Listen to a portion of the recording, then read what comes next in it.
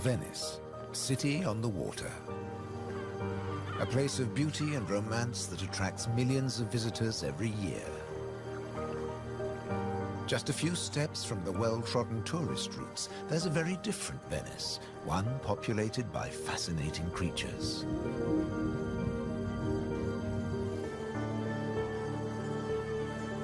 This film explores a Venice that few people ever see, a city that has a surprising double life.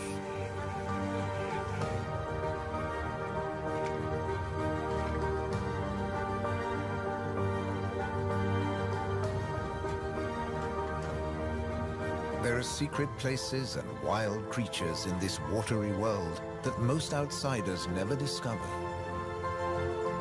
In the skies above, on the beaches,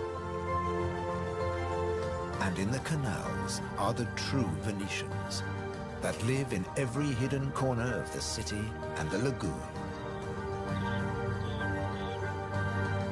Wild Venice is their home.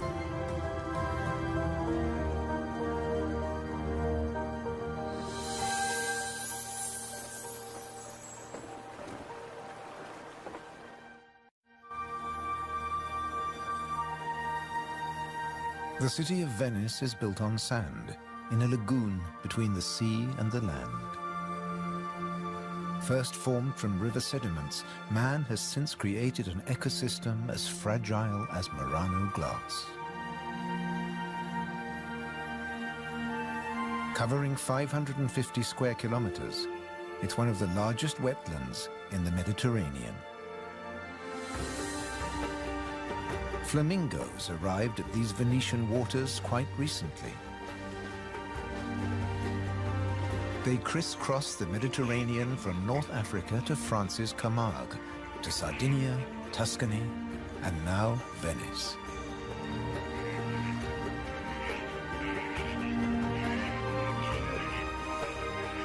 They feed on vegetable matter and small creatures they find in the mud of the lagoon. In the shadow of Venice, the lagoon is the northernmost flamingo habitat in Europe.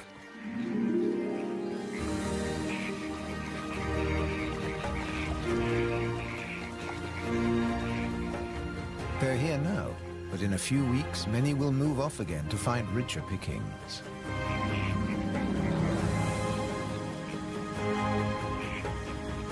Their takeoff may look clumsy, but once in the air, their flight is balletic and elegant.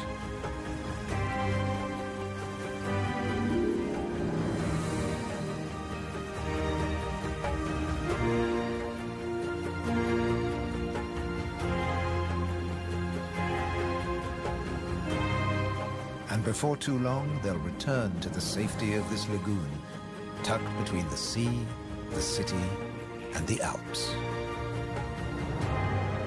The distant peaks helped form the lagoon. The mountain streams washed their rocky sediment towards the sea to make this habitat.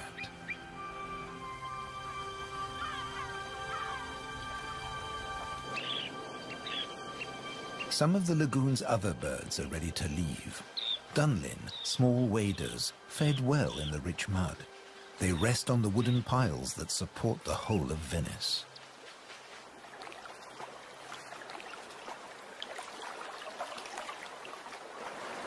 It's spring, time to head off to their northern breeding grounds.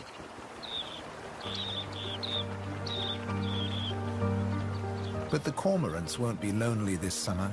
As the Dunlin fly away, other birds are flocking in. A bird's eye view reveals the full beauty of the lagoon.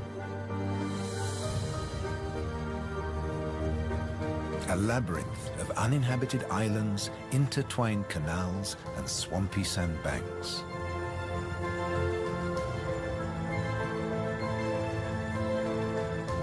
These marshy wetlands are known as the Barene. To survive here, plants need to like salt water and flooding. Natural arteries called gabi meander through the brackish gardens, keeping the lagoon alive. The same waters flow through the city.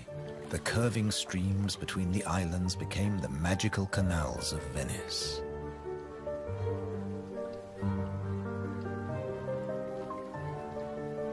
This is the city of bridges.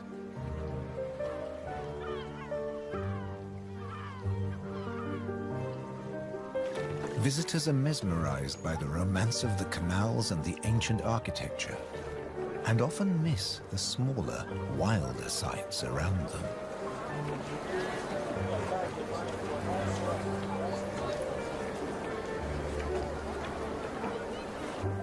These mussels are true Venetian natives.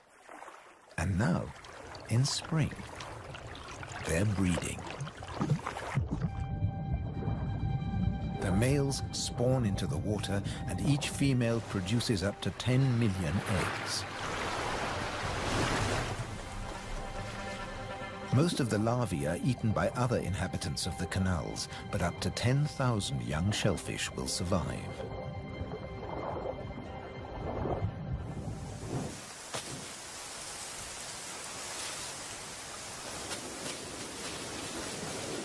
Just beyond the city, colonies of birds are breeding too. But a hazard of urban nesting is constant disturbance.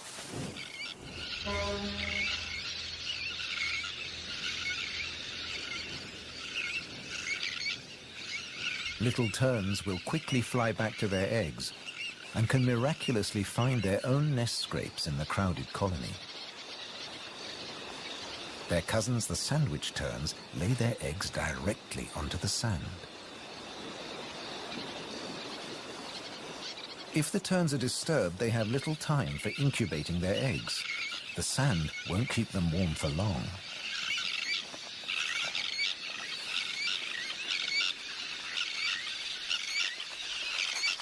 And left out in the open, they could be an easy target for predators.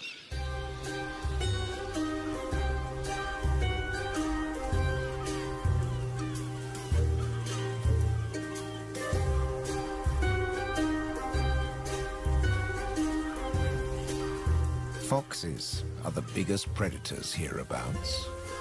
But from the air, he's easy to spot. The birds make it known he's not welcome anywhere near their nests.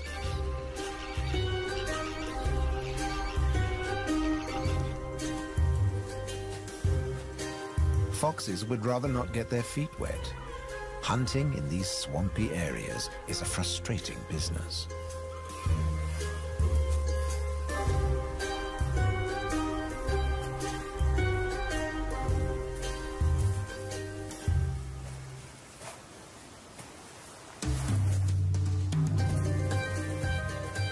The grand leap disturbed another nesting bird.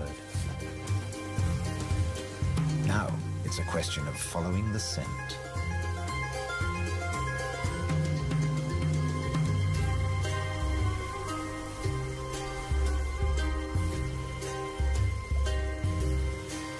A welcome snack.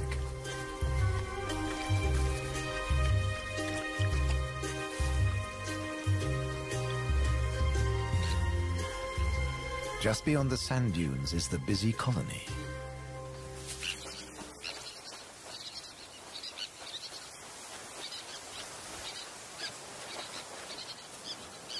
In this mixed neighborhood, a pied avocet is brooding next to the sandwich terns.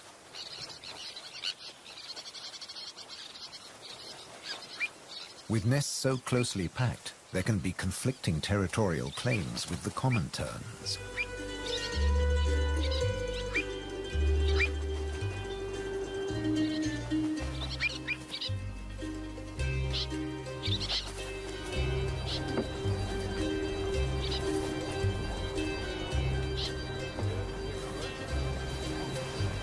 But the avocet stands his ground.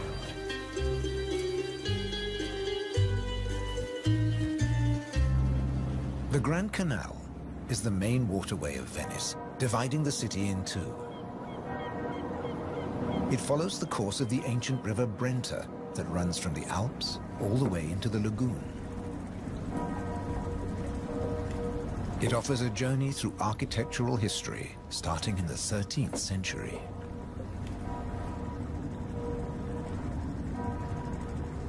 The banks of the Grand Canal have other surprises to offer, like Palazzo Malipiero's Rose Garden.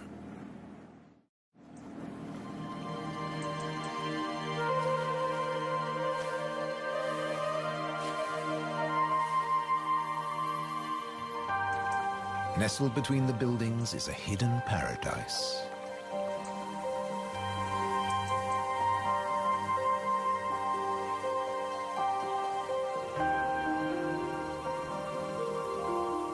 Now owned by a